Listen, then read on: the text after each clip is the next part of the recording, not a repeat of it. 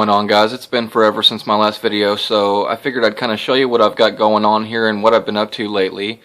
And now this is my 29-gallon setup. It's actually getting ready to get moved into the house, and I'm going to set it up tomorrow, so I'm pretty pumped about it. But I just kind of wanted to put a video up of, you know, what I've got going on here and the equipment and stuff like that. But we'll kind of start up top with the lights here. I'll show you what I've got going on. Now on this I went with a T5 24-inch retrofit kit. It's got these ice cap sockets here that are pretty cool, the stands for them. I painted the inside of the canopy white to reflect light a little bit better, but it looks really nice. It should be pretty cool. I did a really neat job on the wiring. Well, I think I did anyways. It looks pretty good. I did mount the ballast up here, which, you know, I'm kind of worried about that because it's like 2 inches from the bulb, so it might get a little bit hot. So I thought about adding a couple of PC fans, or, you know, just a little fan back there to keep it cool, and also to kind of keep the water moving a little bit too. But yeah, that's basically what's going on with the lights. I do have an LED strip for a moonlight effect. Those are actually super bright.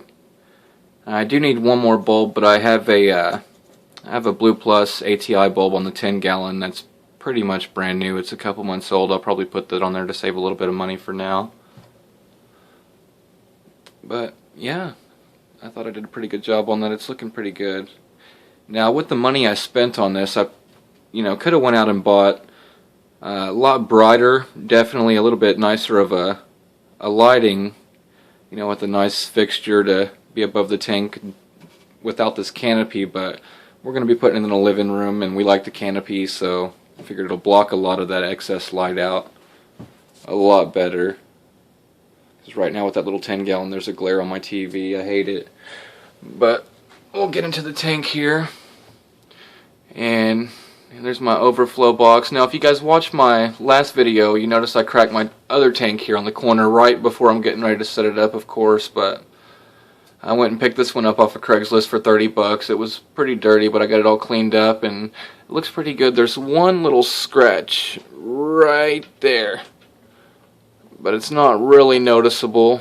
I'm not too worried about it. I went with two Hydor Coralia 1s. The other one's in the 10-gallon right now. Well, yeah, that's my old overflow box I was using on the setup here before. Let's see the return. I don't know if you can see that with the glare. I'm doing this in my laundry room, but got the return line right there. I've got the that's a Fluval M100 heater. And that's actually got like a really nice chrome or whatever, you know, to it. It's really cool, but that'll probably go down to my sump, but it's up here for now.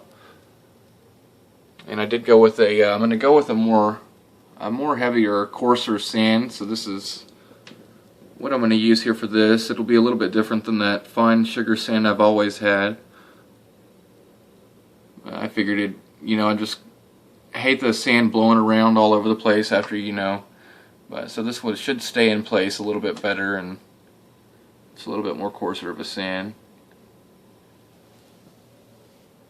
But yeah, that's the black background there to show off the colors of the corals a little bit better. I got this little kind of like a controller thing. It's got a high temp, low temp alert, filter maintenance, stuff like that. I don't really care about, but got that for Christmas. It actually looks kind of cool on it. So, and we'll get down in here into the sump and refugium area here. Let me turn on this light. Alright, and this is a 10-gallon little sump refugium I built. Excuse me. But we'll show you what's going on in here. Now over here I've got I went with the Aqua Sea Urchin, which when I was doing homework and, you know, going back and forth on skimmers, I guess I kind of miscalculated the actual height of this thing. This is tall. It's 21 inches tall, I think. It's been a while since I read the specs on it, since I got it, but it's pretty tall, and I don't really have a whole lot of room to work with, just barely enough to get it all the way out and slide the collection cup out. through the other side's a little bit easier, but it is the Pro model, so it's got the like a collection cup overflow.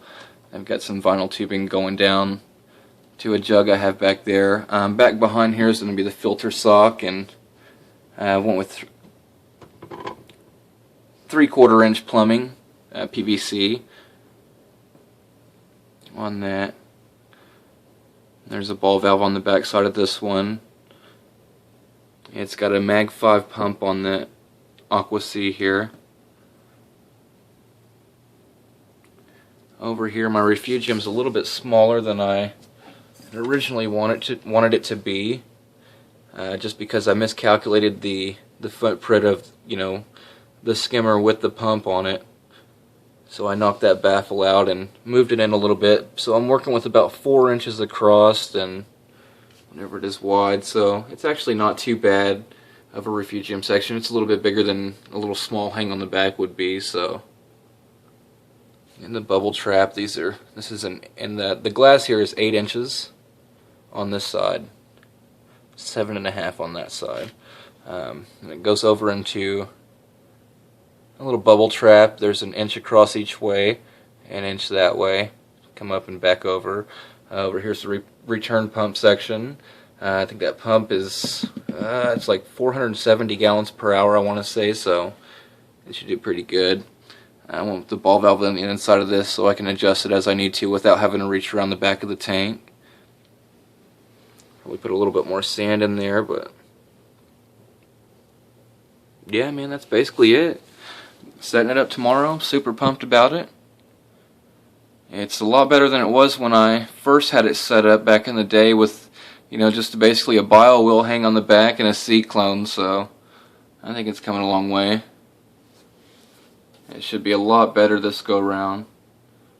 You know, I've done the reef tape thing for a few years now, so a little bit more educated this time, got a little bit better of equipment, so it should be pretty good. I'll probably do another update. Well, I don't know if I might do another update of the 10-gallon setup before everything does go in here.